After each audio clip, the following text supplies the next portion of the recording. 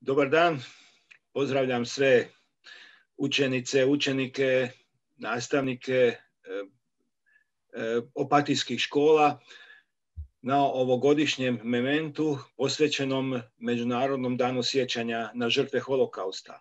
Trebali smo se svi skupa naći u Žerveu da iz prve ruke čujemo od Olega Mandića, našeg sugrađanina, koji je preživio Auschwitz i muke Drugog svjetskog rata, njegove dojmove o tome i da ovaj razgovor upriličimo uživo. Međutim, evo, epidemiološke mjere su učinile da se moramo poslužiti alternativnim sredstvima, elektroničkim sredstvima, što ipak je svakako bolje nego da smo morali propustiti obilježavanje ovog dana.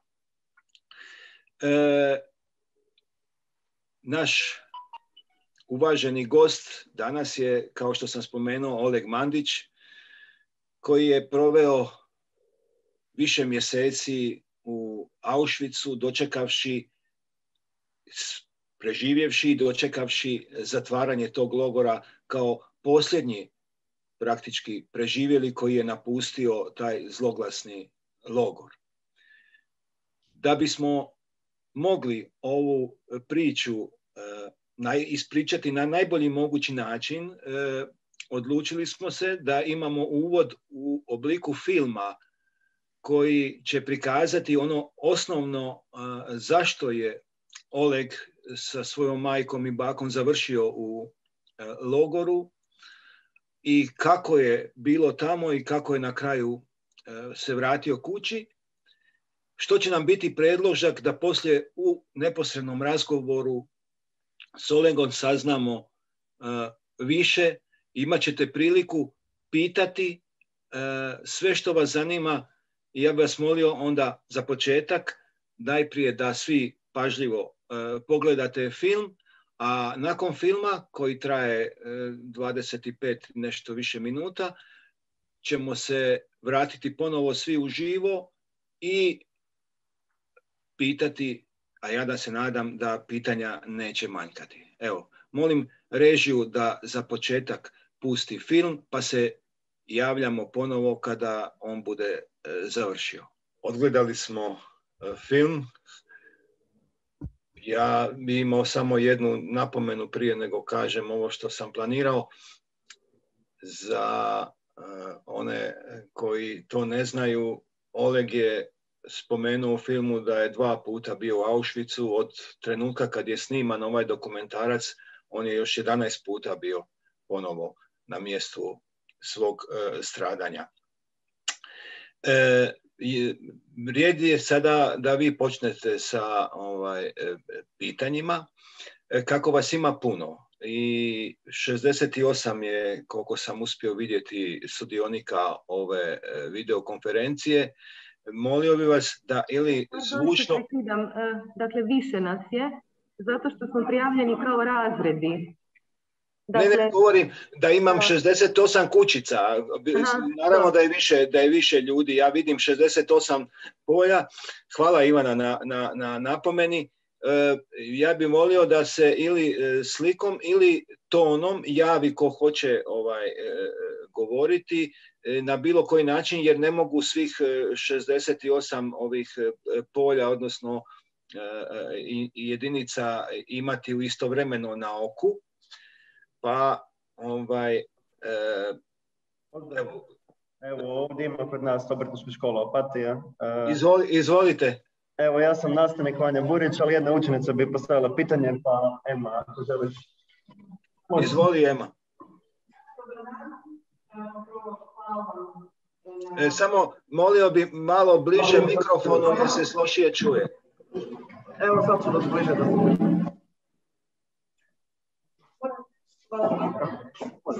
Dobar dan. Jel čujete? Čujemo, ajde skini masku i reci, izvoli. Kao prvo zahvalila bi se jer mislim da ovo je jedna tema o kojoj bi svi mi trebali znati nešto više i shvatiti ozbiljno. I imam pitanje, u filmiću je gospodin Mandić spomenuo kako je pisao dnevnik. Pa me zanima da, ako nije imao plan, možda jednom napraviti nekom obliku knjige ili nešto bi voljela, zanima me kako to, o čemu je pisao. Mm-hmm. Znači ti bi htjela vidjeti ima li to na jednom mjestu i bi li se to moglo u knjigu pretvoriti, to te zanima. Da bi ti voljela to pročitati. Da. Jer bi voljela istražiti još više o tome, i inače istražujem, ali ovako da je vidim iz prve ruke nekoga koji je bio tamo. Evo, sad ćemo pitati odmah Olega. Čuo sam. U stvari, sudbina toga dnevnika.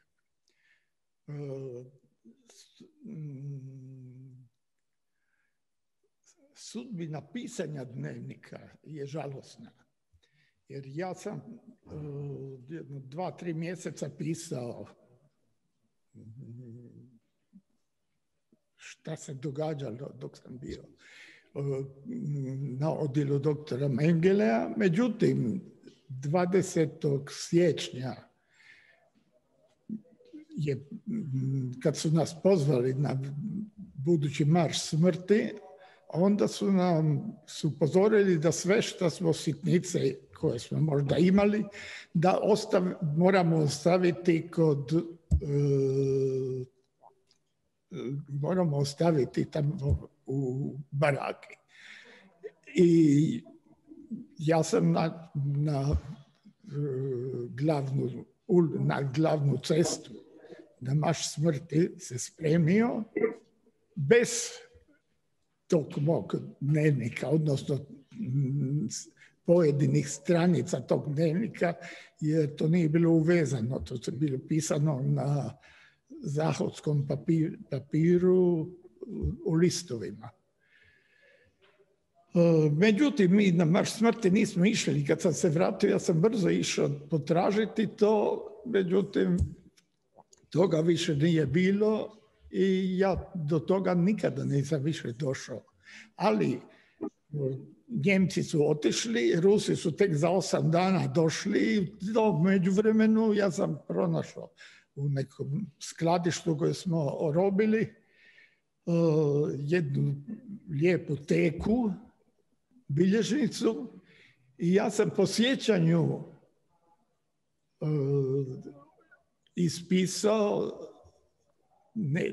dane dnevnika, u stvari od 1. siječnja 1945.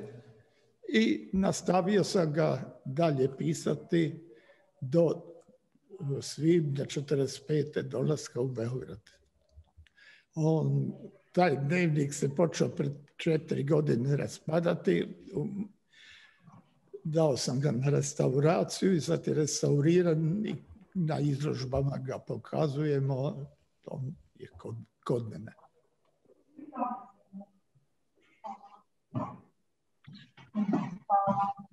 Dobro. Ima sljedeće pitanje. Obrtnička škola je evo probila led.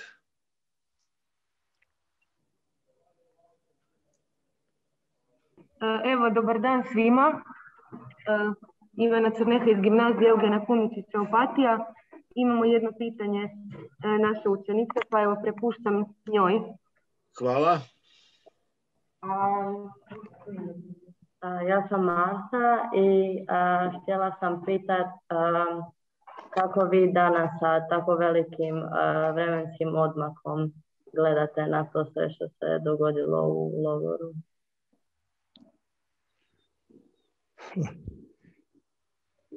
Nije se baš mnogo promijenilo moje gledanje nakon 4-5 godina, nakon 50 godina ili sada nakon 77 godina. To su katastrofalne stvari. Odnosno, katastrofa je da čovjek koji je u svom lovu, na svom putu za civilizacijskim dostignućima, sa svim vlastitim dostignućima, je na koncu u 21. stoljeću došao do toga da je sva ta svoja znanja počeo ulagati u industriju čiji je konačni proizvod smrt. A to je da ti mozak stane. Navečer sjednite, počnete o tome razmišljati, pa ćete vidjeti da je to katastrofa. I to je najokrutnije u tom njemačkom gledanju na život, odnosno na smrt. I zato trebamo o tome puno govoriti, puno je toga napisano, malo nas je ostalo, a iskustvo mi govori da i poruka vama mladima je upravo jača ako o tome govori jedan neposredni svjedok, kao što sam ja, nego li da to čitate na nekim stranicama. Baš sam ovih dana konzultirao prijatelje u Državnom muzeju Auschwitza, pa sam ih pitao koliko je još nas preživjelih danas na životu, na čitavom svijetu, globalno, na kugli zemaljskoj. Dakle, na mjestu gdje je puno više od 1 milijun ljudi stradalo, preživjelih je danas još na životu oko 100. Idemo dalje. Dalje. Sada je bila gimnazija Evgan Kumičić, evo ga nazad, Neđad, je li tako Neđad? Izvoli Neđade. Ja bih imao 2 pitanja za gospodina Olega. Izvoli. Kako je vaš osjećaj prema ljudima koji negiraju holokaust? Smatram ih malo po debilima. Uopće nemam mišljenja o tome, jer to je toliko van svake pameti da najbolje takve ignorirati. Ja ih ignoriram. Drugo pitanje? Drugo pitanje, da li ste ikada možda oprostili tim ljudima? Ili mislite da to ne zaslužuje oprost? Čujte, zalazimo u jednu zonu ovako. Oprostiti možeš, ništa ne košta. Sjećanje, apsolutno da. Zaborav ne i mržnja ne. Neobično važno je ovo posljednje. Ja sam do 18. godine života gajio u sebi jednu jaku mržnju prema svemu što je nosilo oznaku Njemačka i slično. Ja sam znao njemački, nisam htio govoriti njemački.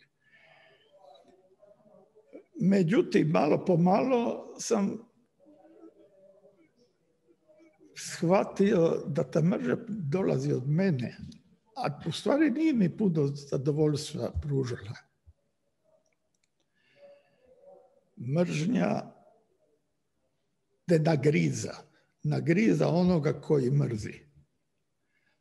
A retko kada zlo koje nanosiš drugome tebi pričinja zadovoljstvo ili kompenzaciju za nešto.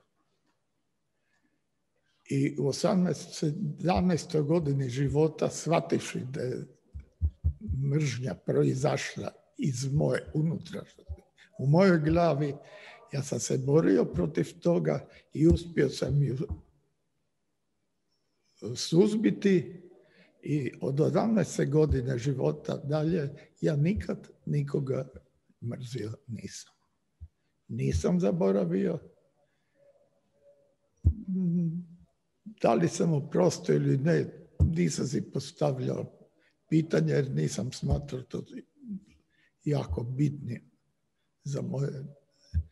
za moj dalji život. Toliko. Hvala.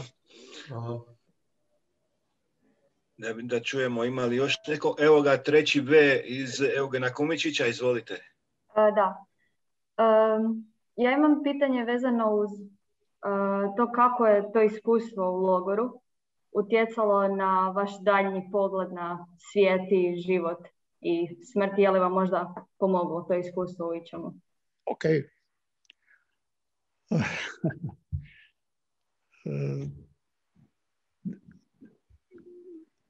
Prve godine, dakle, izašao sam van sa 12 godina. Život, ne samo život, nego i razvoj individualnosti moje je bio u punom razvoju. Odrasao sam prerano.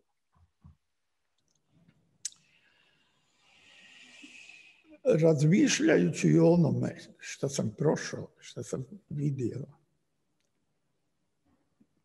preživio, što sam preživio, to je toliko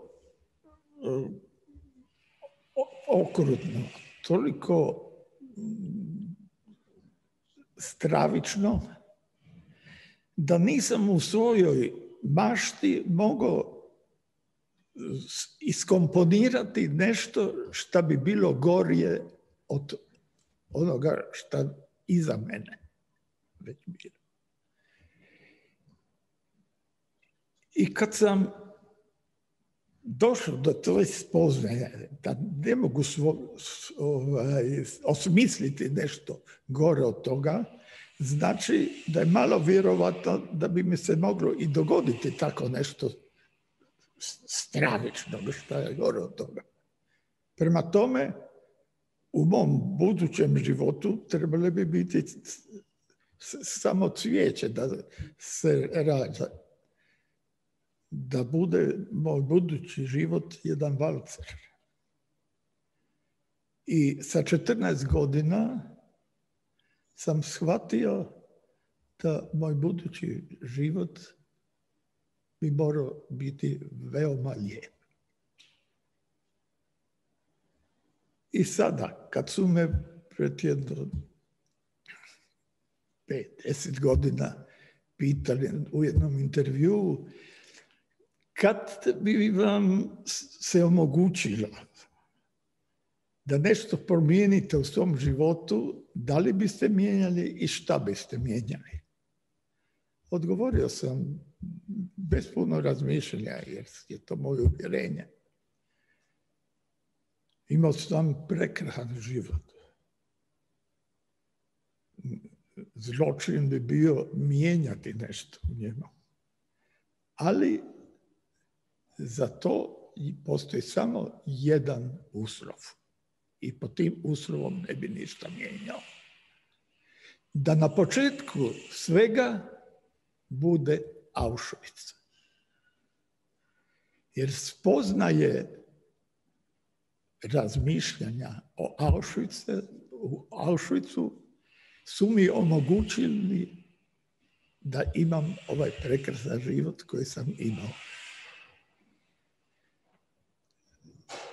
Izvucite iz ovoga jedno veliko naravoučenje. Kad vam se nešto očajno, strašno loše desi, nemojte slušati roditelje ili nastavnike koji vam kažu daj mi, zaboravi pa će ti proći brže. To je istina, ali ćete zlo samom sebi napraviti. Zašto? Jer kad vam se nešto isto tako zločesto, tako zlog dogodi za 5 godina, za 10, za 30, Ako ste zaboravili, ponovno ćete patiti. A ako ste ga sakrili negdje u sjećanju, izvući ćete ga iz sjećanja i prisjetit će se, pa ja sam patio i preživio. Prema tome, zašto da se sada ponovno patim? I prestat ćete patiti. Puno manje ćete patiti od zla ako ga pohranite u sjećanju. Hvala. Hvala, Oleg. Ima li još? Čekamo sljedeće. Evo, koliko sam uspjela pročitati, imaju pitanje u gimnaziji, ali u prvom A razredu. Ajde, neka. Pa evo ga, prepuštam onda prvom A razredu riječ. Izvoli.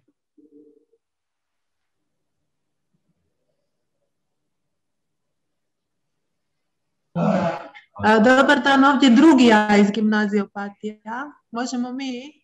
A najprije da ovaj pod oznakom Jasminka, ovaj dečko, izvoli, pitaj. Mikrofon nije uključen, ne čuje se ništa. Sara, vi ste tu. Ništa se ne čuje. Ništa. Ne čuje vas se. Ajde, dok ne uspostavite mikrofon, može li gdje je Cynthia Troper? Može, evo, Cynthia Troper iz gimnazije Eugena Kumičića Opatije. Ja sam pred drugima, ovdje je učenica Manuela koja bi postavila pitanje gospodinu Mandiću. Izvoli, Manuela. Vidimo vas, ali nema veze, dobro. Dobar dan, evo moje pitanje je, možete li nam reći kako je izgledao jedan vaš svakodnevni dan, to jest kako je tekao od jutra do mraka, što ste radili, gdje su vas vodili i otprilike tako. Hvala. Oleg. Da. Po ljeti buđenje u 3 ujutro, po zimi u 4.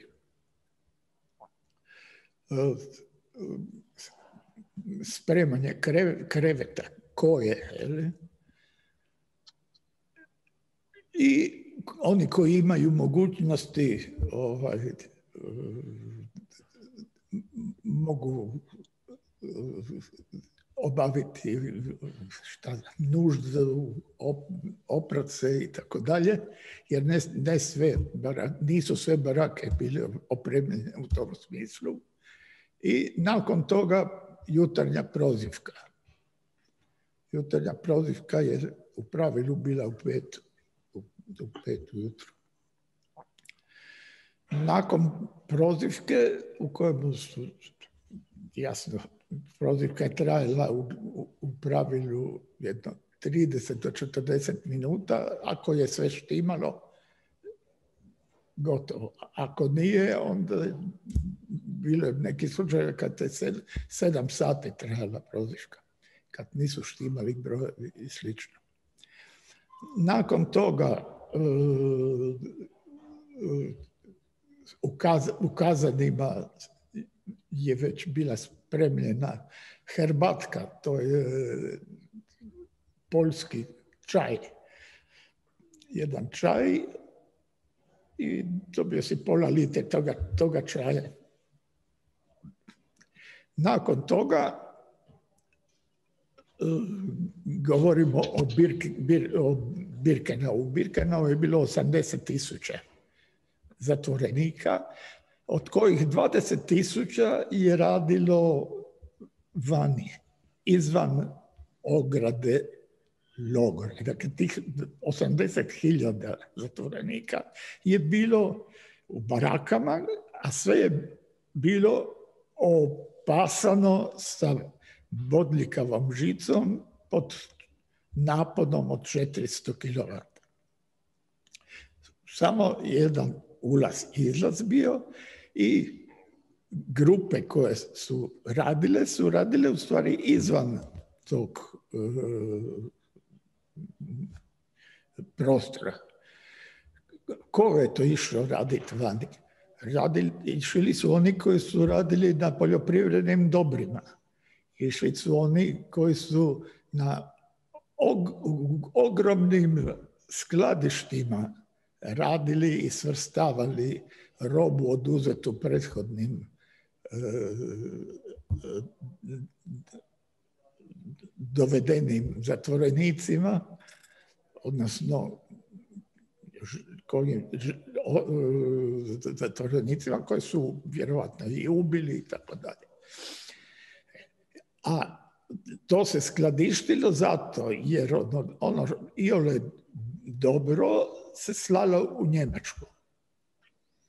A oni ostatkici su se davali kao odjeća onima koji su zatvorenici koji su nakon toga došli, jer kada si dolazio, onda su te skinuli gologa, dali su ti broj i dali su ti neku odjeću, jer nije bila svrha da gols kad hodaš okolo. Radilo se u kuhinja, na primjer. Koliko god smo ono što su nam davali za jest, jedva da se moglo smatrati hranom, ipak su za 100.000, 80.000, 100.000 zatvorenika, samo da skuhaš taj čaj bez šećera, već je jedan problem. I dakle tih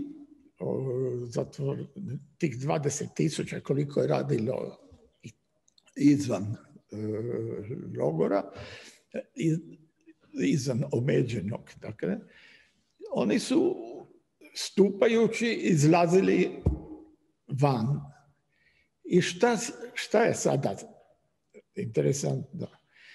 Da do tog časa nisi imao priliku vidjeti niti jednog Njemca u uniformi. Jer 80.000 ljudi je živjelo na tom području, a da je taj život, pod navodnicima život, jer svrha u logoru za uništenje da se uništi, a ne da se živi. Ali to je bilo organizirano automatski. Zato kažem industrija smrti. Jer je to na industrijskoj bazi bilo organizirano tako da svako ko nije odmah u prvom naletu išao u krematorij, u gasni komodi, da je on nakon 7 mjeseci zbog iscrpljenosti, zbog nehigijene, zbog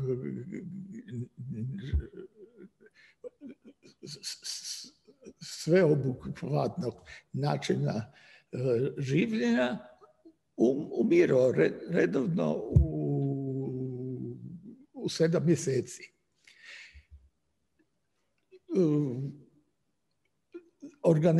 Organizirati taj život je ipak na neki način trebalo. Prema tome svaka baraka imala svog vođu. Budući da se baraka zvala blok, onda je blokova ili blokmajster je vodio baraku. A veza između pojedinih blokova i uprave Njemačke koja je bila u samom mjestu Auschwitz i kojoj su pripadali oni Njemci koji su čekali ove koji idu raditi van, imali su zadatak kapoji.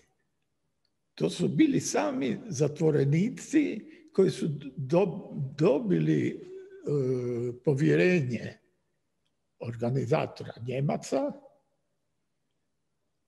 i koji su upravo svojom nemilosrdnošću, svojom okrutnošću, svojim ponašanjem prema drugim zatvorenicima priskrbili si privilegije koje je imao kapo. A ovi koji su izašli vanka da rade, oni su odmah tamo su bili prihvaćeni, prigrljeni od SS-ovca SS-ovaca, od SS-ovki koji su bili, kao što ih vidimo u onim filmovima, uvijek sa psima, sa palicama i tako dalje. Još jedan detalj, oni su nosili i hladnu hranu u kazanima sa sobom na polja, recimo, koji su radili na poljima, a vraćali su se popodne u 4, u 5 popodne je bila drugi apel, druga prozivka. Međutim, ti odredi radnika svaki odred je vozio sa sobom 2-3 kariole. Zašto? Zato jer neko bi umro ili bi ga bili ubili za vreme boravka vani i na večer, kad ne bi ga doveli natrag, onda prozivka ne bi štimala na večer. Prema tome, ko je umro ili koga su ubili za vreme rada izvan ograđenog prostora su stavljali u kariolu i u kariolu su ga mrtvoga dofurali natrag i na apelu na večer je stajao posebno sa strane da bude pribrojen preostalima. Dobro, hvala Oleg. Ima li pomaka u prvom razredu? Evo, ja se javljam u ime prvog A razreda, dakle opet iz gimnazije Opatija. Ne radi mikrofon, tako da ću postaviti pitanje u ime Ivana iz prvog A razreda. Postavlja pitanje, jesu li zatočenici logora bili upoznati s onime što se događa izvan logora? Prije svega odnosi se na ratne operacije, odnosno jesu li znali da slijedi oslobođenje? Hvala. To su dva pitanja. Drugo pitanje da slijedi oslobođenje. Počet ću od tog drugog pitanja. Da slijedi oslobođenje smo znali. Zašto? Zato jer približavanjem fronta nam je najavilo neprestano bombardiranje sa topovima.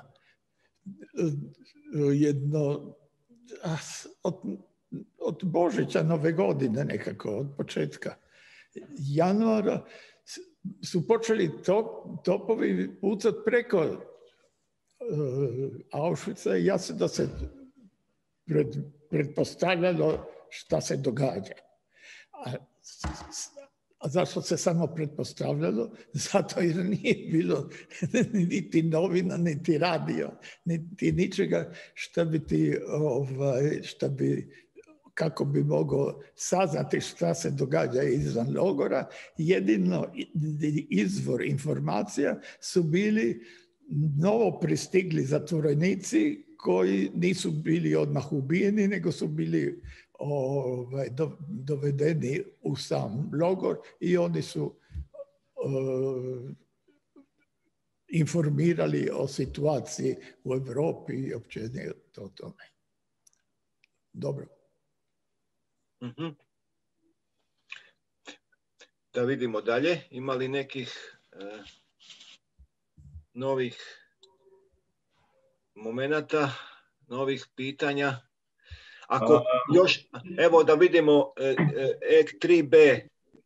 Da, ja imam pitanje, da li ste možda u kontaktu s nekim ljudima kojima ste tamo upoznali ili općenito sa ljudima koji su preživjeli?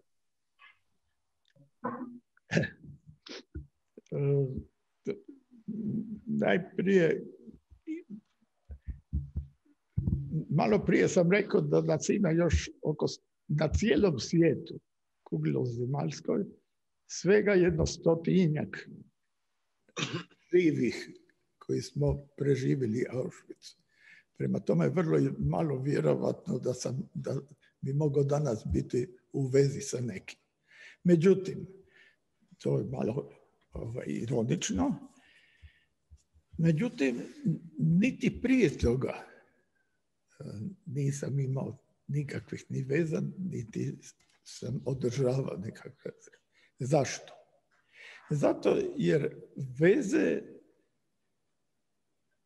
poznanstva, prijateljstva su baš je razlog održavanja veza. A u Auschwitzu, na mjestu gdje je jedini zakon koji vlada, zakon o produženje vrste, dakle, jedini interes je preživjeti taj dan. U tom ambijentu gdje je moj interes da preživim jednak tvojem interesu da preživiš, je očito da u jednom času će moj interes doći u sukob sa tvojim i onda ne hoda ni prijateljstvo, pa baš niti poznanstvo. Jer ako će nam biti dostupna na korak kruha, komad kruha, onda ću ja htjeti do njega doći i ti. I u takvoj situaciji ja sam spreman tebi život uzeti da se dotkopam tog komada kruha. Prema tome, ako nema prijateljstva, nemaš niti ti je svejedno za poznanstvo, ja vam uvjeravam da ne osjećam nikakvu gubitak što tokom svih 77 godina što sam imao prekrasan život poslije Auschwitza, nisam sa nikim iz Auschwitza imao neke stalne veze, a ta veza sa Auschwitzom koji je u stvari obilježio moj život je zadržana kroz kontakte sa upravom muzeja, gdje imam mnogo prijatelja, a to su sve mlađi ljudi, koji nisu bili zatvorenici u samom logoru. I to brižno čuvamo jer smatramo da je upravo riječ preživjelih ona koja najbolje može pomoći da se takve stvari ne nikad više ne dese, nego jedanput manje u budućem životu dese. Hvala. Da čujemo još pitanja, još se nisu imam ja jedno pitanje. Javili. Molim, izvoli, Klara. Ja imam jedno pitanje iz gimnazije Eugena Kumičića. Spomenuo se liječnik Josef, to jest da li možda znate njegova djelovanja te njegove eksperimente na blizancima, da li šta znate o tome? Govoriš o Mengeleu? Da. On je Jozef, ali malo njih zna da mu je to ime. On je kao Mengele ušao u povijest kao nadimak doktor smrt. Ja sam 4 mjeseca, onda poslije još mjesec dana bio u njegovom odjelu. Jedini ne blizanac. Blizanci su svaki dan po nekoliko njih odlazili, nikada se nisu vraćali, ali to nije bio problem. Na tom mjestu gdje više od 1000 ljudi dnevno umiralo ili bilo ubijano ili slično, nisi se ti baš previše brinuo o tome da li je neko otišao pa se nije vratio ili slično. Ne, nismo znali za te eksperimente liječničke. Znali smo da se sistematski ubijaju ljudi. Znali smo da umiru, dovoljno na glavna vrata bilo izaći, jer ako je neko umro ili dakle umro prirodnom smrću, a to se najviše dešavalo u samom logoru, onda bi toga iz njegovog kreveta, govorimo o bolnici, iz bolničkog kreveta uzelo i metnulo izvan glavnih vratiju na glavnu cestu i tako tamo su te lješine čekali večernji kamion koji je dolazio i prikupljao te mrtvace za krematorije. Drugih, ti eksperimenti su došli na vidjelo tek poslije oslobođenja, kada su i otkrivene te barake u kojima su se takvi opiti događali.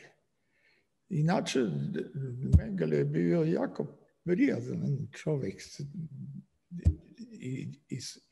i svojim ponašanjem i svojim izgledom. Tako da je u stvari ulijevao neka vrst povjerenja. I recimo, lično sam tek poslije rata saznao šta se sve iza toga krilo. Hvala. Dalje, idemo dalje. Ako ima može Oleg, dok ne dobijemo novo pitanje, ja jedno pitanje. Spomenuto je u filmu da je više od 1 milijun ljudi ubijeno u Auschwitzu. Ti si bio tamo skoro 8 mjeseci. Kako to da si se uspio izvući? Što smatraš da je doprinijelo tome da ipak preživiš tu Golgotu? Dobro pitanje. –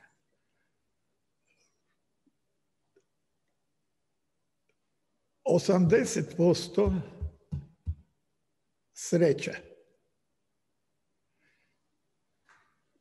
Ti si bio postavljen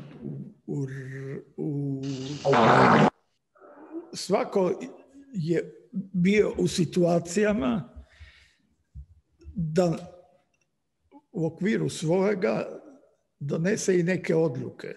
A da li će ići lijevo ili desno, o tome je najčešće ovisilo život ili smrt. Ja sam u čitavom nizu situacija imao sreću da gdje sam ja odabrao život, a tamo gdje je drugi birao su okolnosti dovele na to. Vratit ću se na to da malo prozborimo o tome. Jer ćete me pitati šta je s onih 20%. 15% majčina ljubav. Nakon 2 mjeseca su me odvojili od majke. Ali ja sam svejedno znao da je mama tu negdje i da u onom času kad sam ja se ukopčao, da onog časa mama misli na mene i da sam vjerovatno najdragocijenija stvar koju ima još uvijek ja. Šta je bilo i točno. A 5% klinac od 11 godina, bio sam dosta vižljas i očito sam se prilagodio i neke zasluge sam i sam imao. Pravio sam kad sam se uhodao kod samom srcu kod Mengela, sam izrađivao od papira cvijeće i s time pridobivao naklonost bolničarki, šefova, doktorica i tako dalje. Tako da na koncu sam imao i narudžbe. A da ne govorimo kad je Mengele pronašao miškare, što je strašan zločin bio, ali ni onda nije on povisio glas na mene, nego je pozvao glavnu sestru i rekao, vidite što sam našao. Dakle, i sam 5% zaslužan. Evo, ja ću vas nabrojiti, ja imam to obično i pričam, kazujem 6 situacija u tih 8 mjeseci gdje je sreća bila glavni razlog da nisam stradao. A svaki od tih 6 puta je alternativa bila smrt. Prvo, na samom dolasku. Odmah se vršila selekcija, muški lijevo, žene desno. Ili obratno, dve grupe. Ja sam se držao majke i ostao sa njom. Niko nije spoznao u tom času da sam ja imao već navršenih 11 godina, pa nisam smio po pravilima logora biti u ženskom logoru, nego nakon 10 godina su djeca trebali biti u muškom logoru. Ja sam se hoteći prošvercao u ženski logor i to mi svakako omogućilo bolji start, da ga tako kažem, u mom auschwitzkom preživljavanju. Drugo, u tih 2 mjeseca što sam bio u ženskom logoru je bila jedna selekcija u samom logoru. Mislim, ne u bolničkom dijelu, nego u tom radnom dijelu. A selekcija se vršila zašto? Zato jer je prenapučen bio logor, pa je trebalo na brzinu pobiti par desetaka hiljada ovih zatvorenika da se napravi mjesta. Selekcija je vršena na način da na jutarnjem apelu određeni red, određeni broj reda se izvuče napolje, van i oni navečer odmah budu izdvojeni, navečer budu u gasne komore završeni. U konkretnom slučaju svaki 5. red na apelu je trebao da izađe van. Ja sam bio 4. Eto. Lutrijski sam nesreća pogladila. Nakon 2, to je drugi slučaj, treći slučaj. Nakon 2 mjeseca otkrili su da ne spadam u ženski logor, nego da moram u muški. I sad zamislite fantastična situacija, dakle Auschwitz, mjesto gdje više od 1000 ljudi dnevno bude ubijeno, promišljeno. Klinac od 11 godina da bi promijenio 2 odjela, dakle iz ženskog logora u muški, treba da prođe jedno ambulantno liječničko jedan pregled. I mene su odveli u ambulantu i jasno, sa proštenjem usrao se od straha i imao sam 38,5 temperature. I danas da bi se nešto slično desilo, opet bi imao temperaturu. Da, ali Bog zna kakvu boljeticu ja mogu prenijeti iz ženskog u muški logor, ne daj Bože. I sa 38,5 temperature ja nisam bio pogodan da idem u muški logor, da budem premješten. Vratiti se u ženski logor je iluzorno jer ne spadam tamo. Prema tome šta? I dakle, ta njemačka organiziranost na ovakvim malim slučajevima je znala razbiti zube često puta. Neko se u tom rješavanju tog strašnog slučaja da se dosjetio, pa čujte, u bolnicu isto nisam mogao jer šta ćemo, mušku, žensku, kamo. Neko se sjetio, veli, u ženskoj bolnici Mengele ima svoj odjel blizanaca. Blizanci su tamo i muški i ženske i to do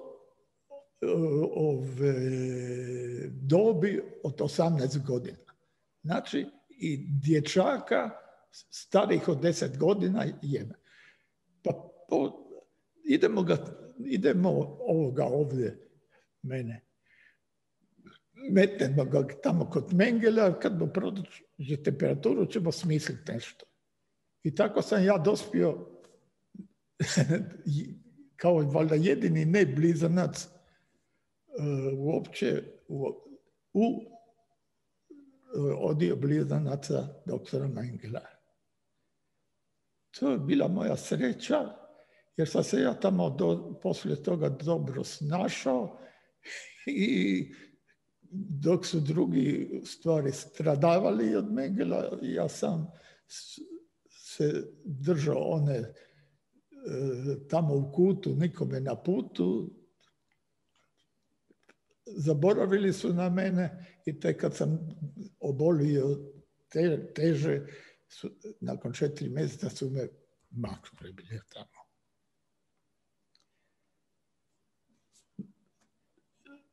Peto, dakle 4. je Mengele, 5. marš smrti.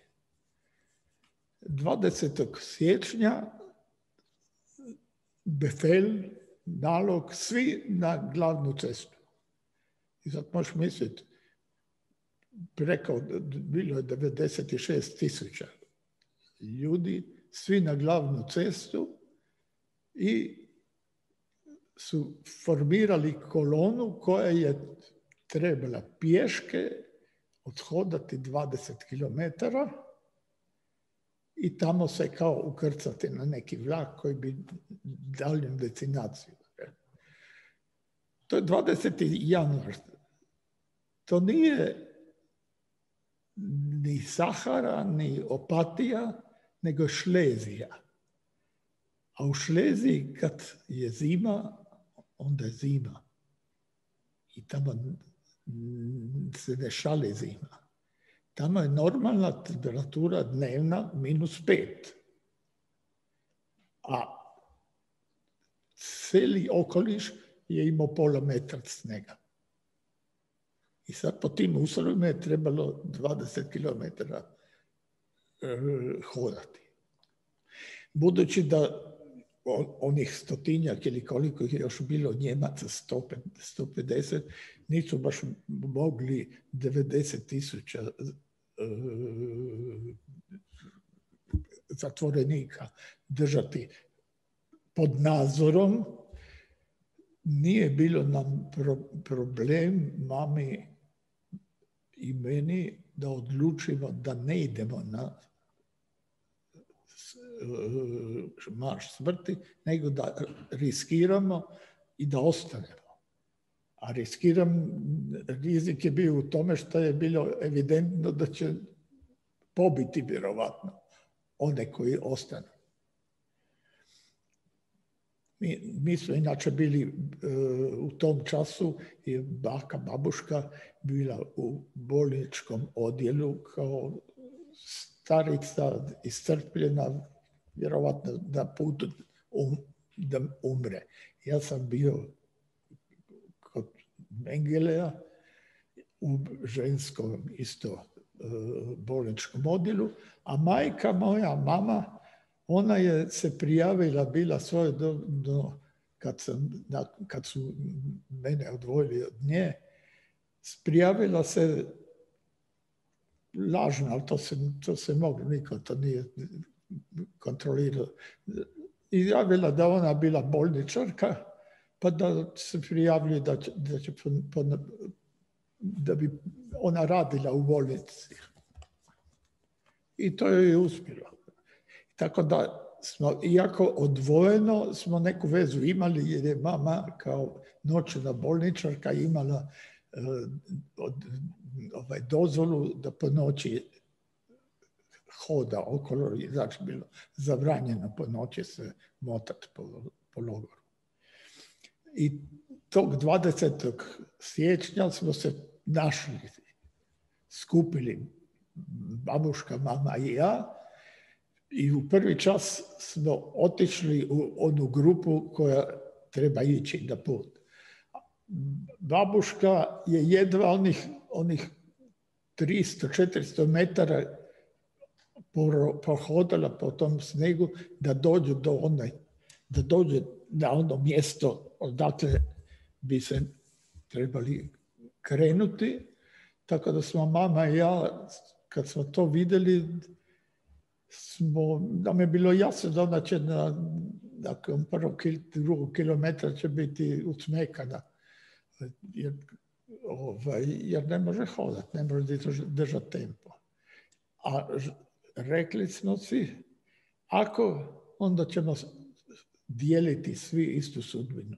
Prema tome, budući da ne može ona s nama na put, idemo svi ostati. Pa smo svi okolnim putevima uspjeli prebaciti u onu grupu koja je ostala. Ostalo nas je svega 5.500.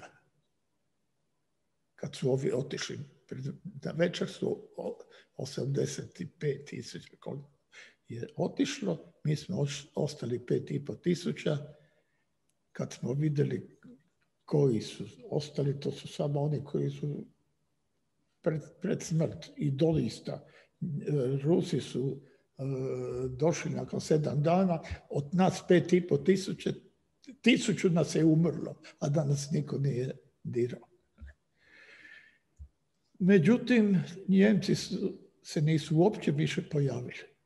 Oni su na marš smrti otišli i oni, i tako da je i taj naš izbor bio pogođen. I sad jedan posljednji, 7. Zašto je meni zašto mene zovu posljednji dječak iz Auschwitza? Zato jer sam zadnji zatvorenik koji je živ napustio Auschwitz. Kad se glavna kapija iza mene zatvorila u ožujku, iza mene nije nikoga bilo. Ali to nije bila moja zasluga. Ali okolnosti su ispale tako. Naime, Rusi su došli 7 dana, dakle 27. sutra će biti 77. godišnjica. I ja sam bio tamo. Par dana nakon toga je tolika gužva bila u tom Auschwitzu, jer su dolazili novinari, oficiri, svećenici, ljudi iz Crvenog križa, od Crvene armije, svi dolazili vidjeti šta je taj Auschwitz. Auschwitz nije bio poznat u ono doba. Mama i ja smo odmah dogovorili se čim vidimo jednu facu, jedan koji ti ulijeva povjerenje ili ozbiljniji, zaustavimo ga i javimo i zamolimo ga da pošalje depešu, vijest u Titov štab u Jugoslaviji da je obitelj doktora Mandića oslobođena i živa u Auschwitzu. I sad pogledajte sretne okolnosti. Netko je tu poruku poslao. Ta poruka je napravila, tako rekao, put oko sveta i u 7 dana u doba Drugog svjetskog rata se vratila sa povratom u Auschwitz. Šta je na stvari? Da u onom času je moj nono, doktor Ante Mandić, bio šef države. I ta poruka je došla njemu na pisaći stol gdje je on sa doktorom Budisavljevićem i doktorom Cerbenecom bio šef države i vršio funkciju predsjednika države. Tito je u tom času bio predsjednik vlade.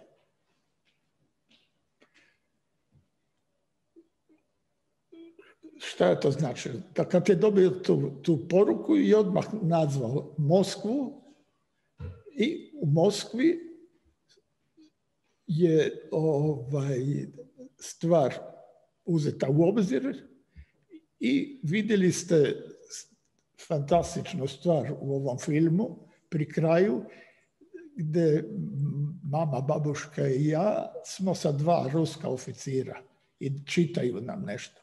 Oni su nam čitali telegram koji je došao iz Moskve da se pronađe obitelj Mandić, jugoslavenska, u Auschwitzu i da se dovede u Moskvu. Eto, to je bila u stvari zadnji primjerak sreće koji je omogućio da ja živ vama nakon 77 godina govorim o tome. Hvala. Izgleda da više pitanja nema. Ja bih sad zamolio samo kratko Olega za sam kraj. Jer mislim da će to biti lijepo na kraju jedna poruka. Da kaže u nekoliko rečenica zašto je dugo odbijao pričati i zašto je napokon pristao pričati o svojim iskustvima i zašto smatra da je to važno. Točno. Ja sam 10 godina bio u grupi onih koji o takvim traumama ne vole pričati. Amerikanci su čak pravili analize. Neke pa su otkrili da 40%, samo 40% ljudi koji su preživjeli dakle logore, rat i slično, su spremni o tome razgovarati, a 60% nikako. Ja sam prvih 10 godina bio u onoj prvoj grupi. Onda se desilo da radio sam onda već kao novinar, šef me pozvao u redakciji, svi su znali sve o meni, ali niko se nije usudio ništa govoriti jer je to bilo kao zabranjeno. Taj dan me pozvao šef Bjažić i u jednom času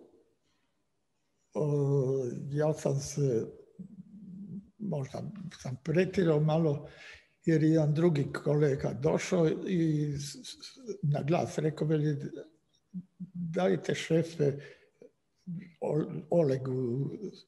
Olega sjetite da je za nekoliko dana 10-godišnjica oslobođenja Auschwitza. Pa ko je bolji od njega da o tome nešto napiše. I onda sam, kad je on izašao, ja sam prigovorio tome, a onda je šef eksplodirao. Pa veli, slušaj, veli ti, Mandiću, veli, šta si zamišljaš, ko si ti? Veli, svi znamo za tvoju traumu, za tvoju tragediju, ali trauma Auschwitza nije tvoje lično imanje. Auschwitzka trauma, tvoja trauma pripada svima. Pripada onima koji nisu imali sreću što si ju ti imao i koji su ostali tamo. I ti si dužan prema njima da izneseš šta se događalo i šta se tebi desilo. Ja sam se raspalio, lupio vratima, išao doma. 3 dana me nije bilo, kuhao sam to u sebi i nakon 3 dana sam shvatio da je Bjažeć imao pravo i da moja trauma pripada svima. I da upravo se odužujem žrtvama Auschwitza, holokausta, time da pričam o tome. Počeo sam da pričam o tome i Boga mi, ako me sad ne zatvorite usta, ja ću i dalje pričati. Evo, sad ćemo te zaustaviti. Ja bi još jedanput zahvalio našem današnjem gostu Olegu Mandiću na njegovoj upečatljivoj priči, životnom iskustvu o kojem imamo dosta toga za razmišljati u ovom svijetu u kojem živimo. Zahvaljujem svim nastavnicima i učenicima opatijskih škola što su u ovako velikom broju bili prisutni na ovoj Zoom online konferenciji i nadam se da će biti prilika za još naredna slična okupljanja. Hvala još svima najljepše na ovom divno provedenom poslijepodnevu.